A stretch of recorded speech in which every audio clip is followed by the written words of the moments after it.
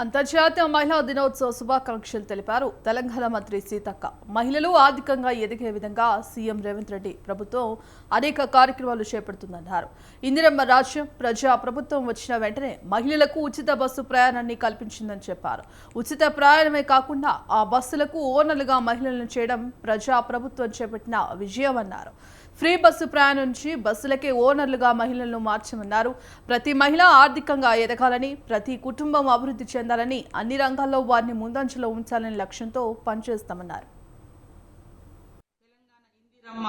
ప్రభుత్వంలో ప్రజా ప్రభుత్వంలో సీఎం రేవంత్ రెడ్డి గారు ఒక సోదరుడుగా ప్రతి మహిళ ఆర్థికంగా ఎదగాలి, అభివృద్ధి చెందాలి, మరి అన్ని అవకాశాల్లో వారిని ముందంజలో ఉంచాలనేటువంటి లక్ష్యంతో పనిచేస్తున్నారు. కాబట్టి ఇలా బస్సులలో ఫ్రీగా ఎక్కే కానుంచి బస్సుకు ఓనర్లను కూడా చేయడం జరిగింది. ప్రతి ఒక్క మహిళ సంతోషంగా ఉన్నప్పుడు సమాజం కూడా సంతోషంగా ఉంటది.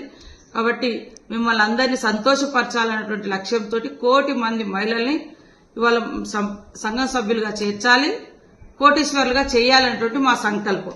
ఈ సంకల్పానికి తోడుగా ప్రతి మహిళ ఈ ప్రభుత్వానికి అండదండగా సపోర్టుగా ఉండాలని కోరుకుంటూ అంతర్జాతీయ మహిళా దినోత్సవ శుభాకాంక్షలు తెలియజేస్తున్నాం.